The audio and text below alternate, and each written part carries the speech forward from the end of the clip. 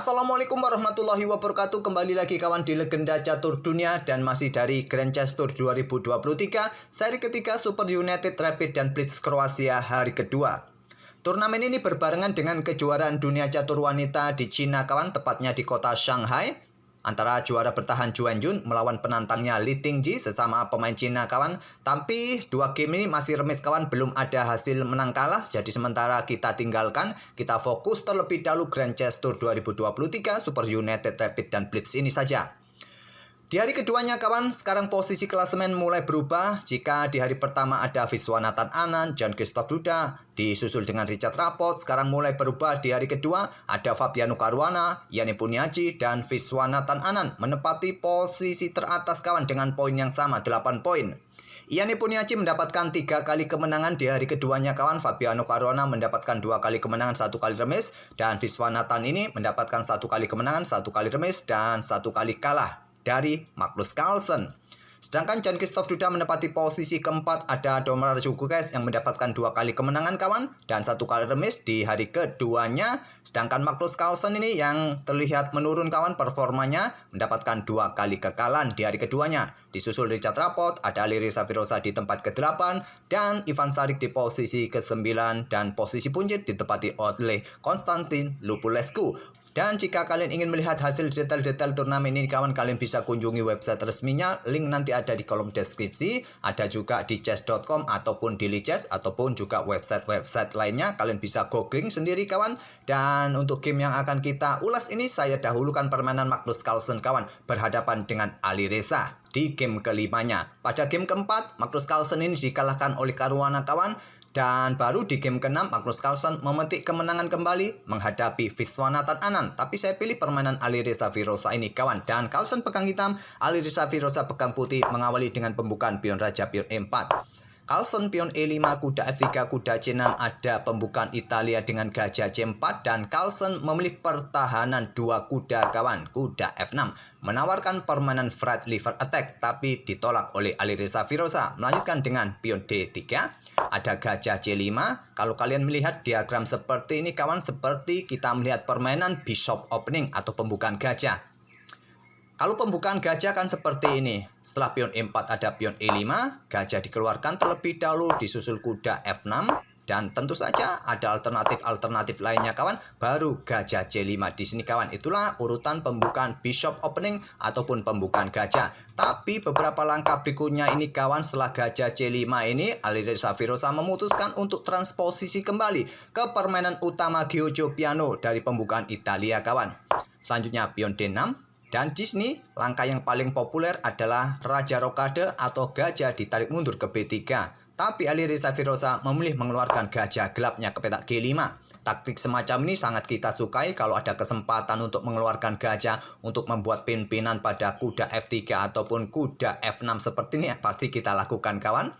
Tapi kalau kalian ingin memilih jalur utamanya dengan langkah rokade, biasanya ada pion A6, gajah mundur ke B3, gajah mundur ke A7. Itulah jalur utamanya. Tapi memilih mengeluarkan gajah G5, pion H6, gajah mundur ke H4, kemudian pion A5, rokade.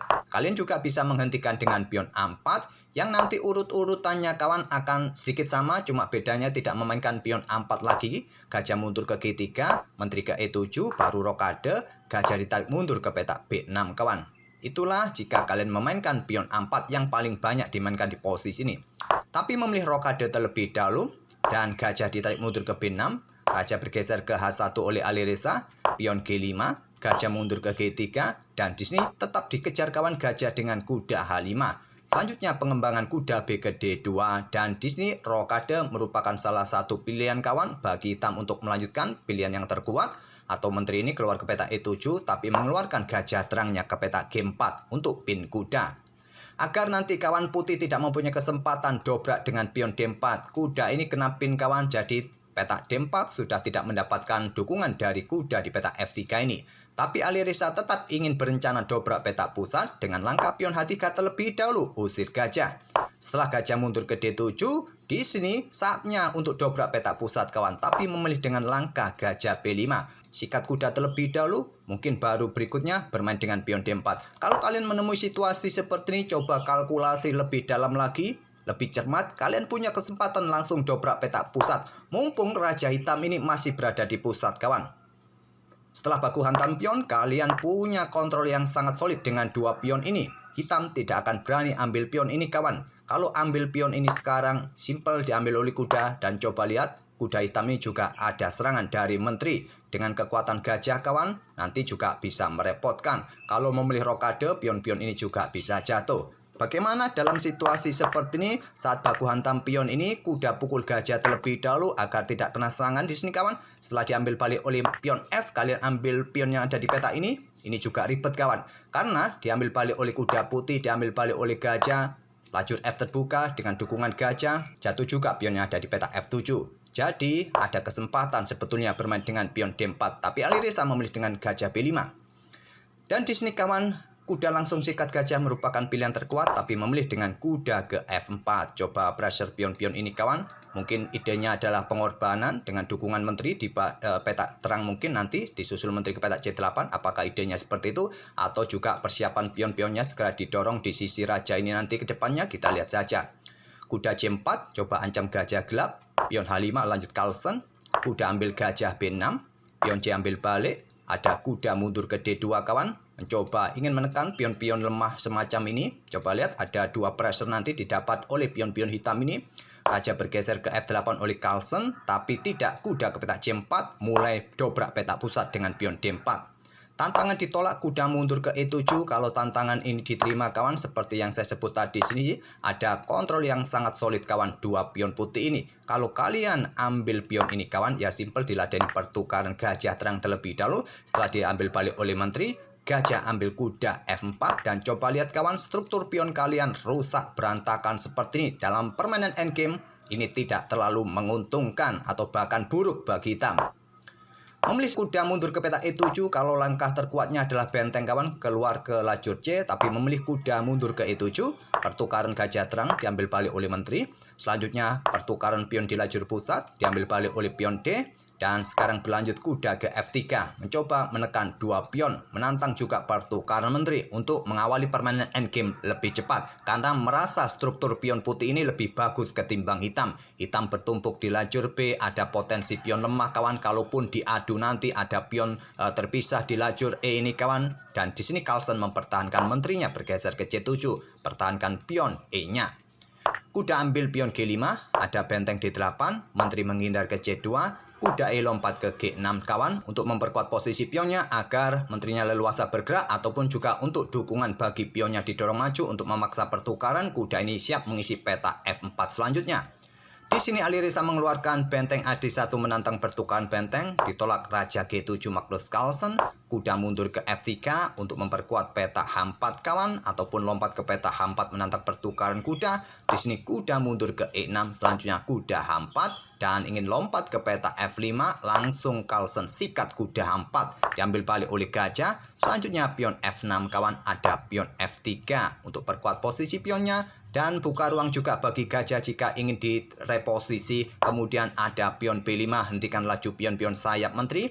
Gajah F2, menteri C4, kawan, menekan benteng, tidak mempunyai kesempatan lagi benteng untuk diangkat. Juga perkuat peta D5, menteri ini juga mengawasi peta A2. Pion B3, menteri mundur kembali ke C6, ada gajah E3.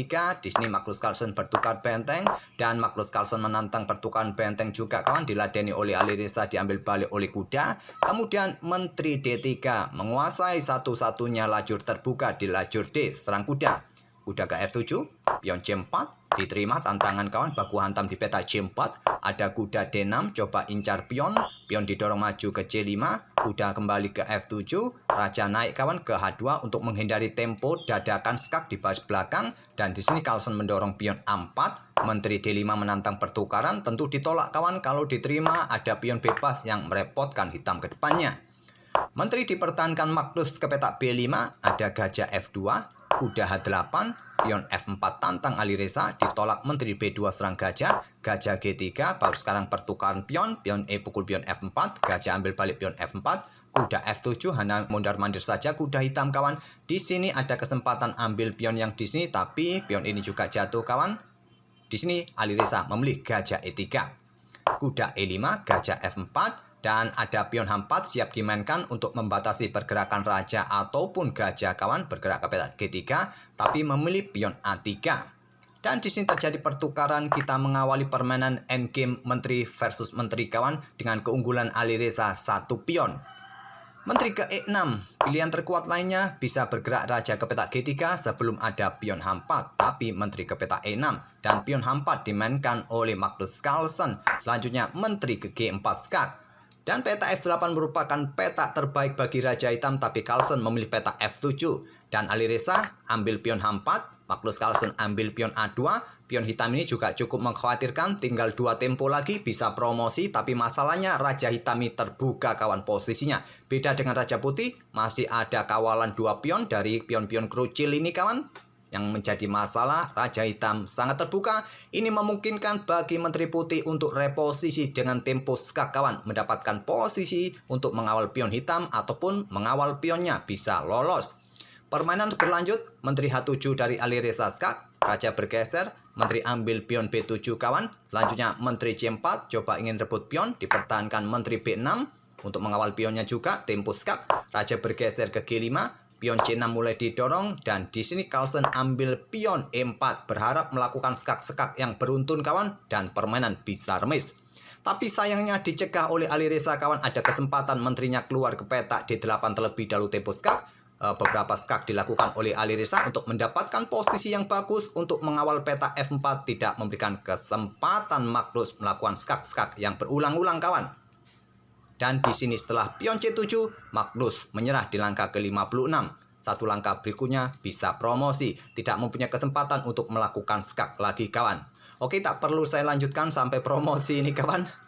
Oke, itulah kawan permainan Alireza Firoza di game kelimanya mengalahkan Magnus Carlsen setelah sebelumnya di game keempat Alireza ini dikalahkan oleh Ian Nepomniachtchi. Dan game ke-6 Alireza bermain remis menghadapi Richard Rapport. Semoga ide-ide pembukaan Alireza tadi bisa jadi bahan referensi kalian dan bisa menghibur kalian dalam permainan endgame-nya tadi kawan. Dengan endgame yang cukup seru, hanya selisih 1 pion tapi bisa mengungguli Magnus Carlsen. Kita akan bertemu di video-video berikutnya. Untuk nanti sore seperti biasa, kalian bisa tulis di kolom komentar game siapa yang bisa kita ulas. Nanti yang terbanyak merequest akan kita ulas kawan. Jangan lupa juga untuk like video kami kawan. Subscribe juga bagi kawan-kawan yang baru mampir. Oke, terima kasih tiap hari sudah mampir kawan. Wassalamualaikum warahmatullahi wabarakatuh.